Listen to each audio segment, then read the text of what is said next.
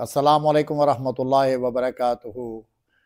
अल्लाहुम्मा सल्लि अला मुहम्मद व आलिहि व इतरातिहि बिअदद कुल्ल मालूम लका। प्यारे बहनों और भाइयों, बंदिश, रुकावट, ब्लॉकेज, ये अल्फाज आपने भी सुने। माशरे में बहुत ज़्यादा ये बोले भी जाते हैं और लोग परेशान हैं इन मामलात के लिए। तो आखिर ये बंदिश क्या है, रुकावट क्या है? देखें, रुकावट उसको आप कहेंगे कि किसी मामले के होने में बार बार अनहोनी ब्रेक लग जाए। ठीक है, ऐसे एक दो छोटे वाक़यात पे आपने ख़ुद को बंदिश की तरफ सोचना पे नहीं ले जाना। बंदिश क्या होती है? बंदिश कहते हैं किसी मामले को बांध देना, कंट्रोल संभालना। कब होता है?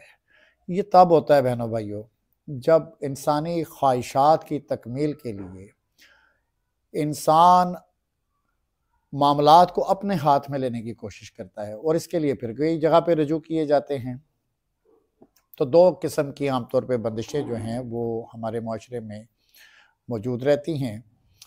पहली बंदिश जो है ये हिफाजत की गरज से लोग करवाते हैं। किसी रूहानी आमिल के पास चले जाते हैं, जैसे निकाह की प्रोटेक्शन, सेहत की प्रोटेक्शन, कारोबार की प्रोटेक्शन मकसद होता है, हिफाजत मकसद होती है।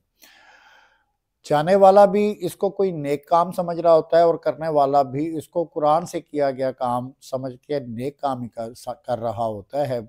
बिला मुआवजा और बा मुआवजा दोनों तरीक़ों पे आमिल जो है वो इस पे काम करता है। लेकिन एक बात आपने नोट रखनी है, आमिल जब भी काम करेगा किसी मुवक्कल, किसी जिन, किसी हवाई मखलूक के ज़रिए ही करेगा जो चिला कशी में उसको हासिल है या उसकी बाकी टीम को हासिल है।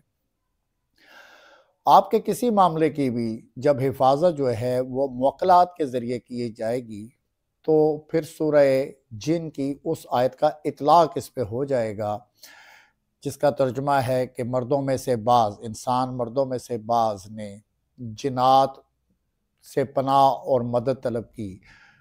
जिन्नात कह रहे हैं जिससे हम मज़ीद सरकश और बागी हो गए।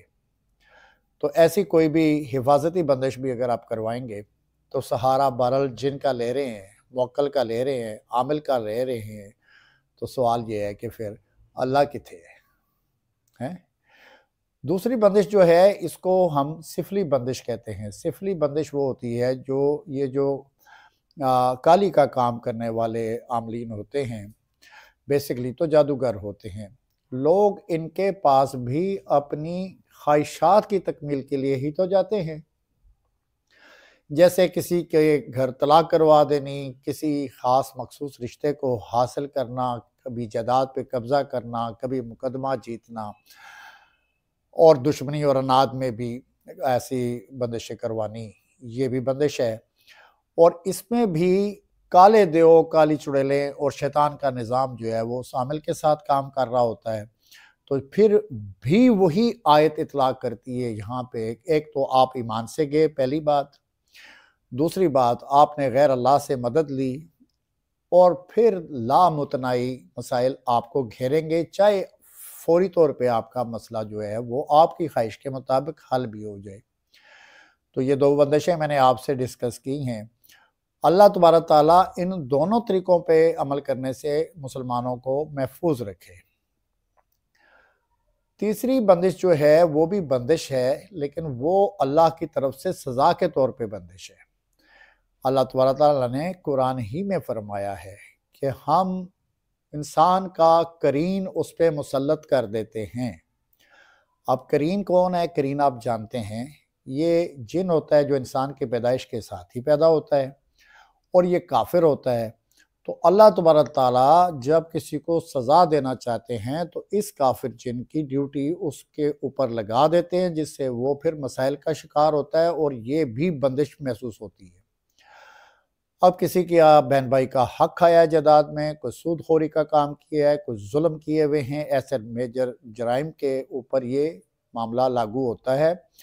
और बाज़ दफ़ा कुरान में से चिल्ला कशियाँ करना और वकलात के ज़रिए लोगों के काम करना, इस पे भी पकड़ आती है। तो इंसान का करीन जो है ہمزاد جو ہے وہ اللہ تعالیٰ کی طرف سے سزا کے طور پہ اس پہ مسلط ہوتا ہے، جس سے اس کے کام میں اور معاملے میں رکاوٹ آتی ہے۔ تو یہاں تو توبہ، استغفار، صدقہ اور حقدار کا حق لوٹا دینے سے معاملہ بہرحال آسان ہو جاتا ہے۔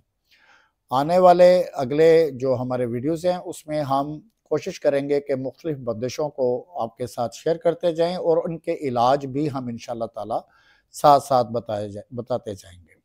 اللہ تعالیٰ آپ کو ایمان کی بہترین حالت میں رکھے، آپ کے معاملات کی حفاظت فرمائے۔ آمین ثم آمین۔ السلام علیکم ورحمۃ اللہ وبرکاتہ۔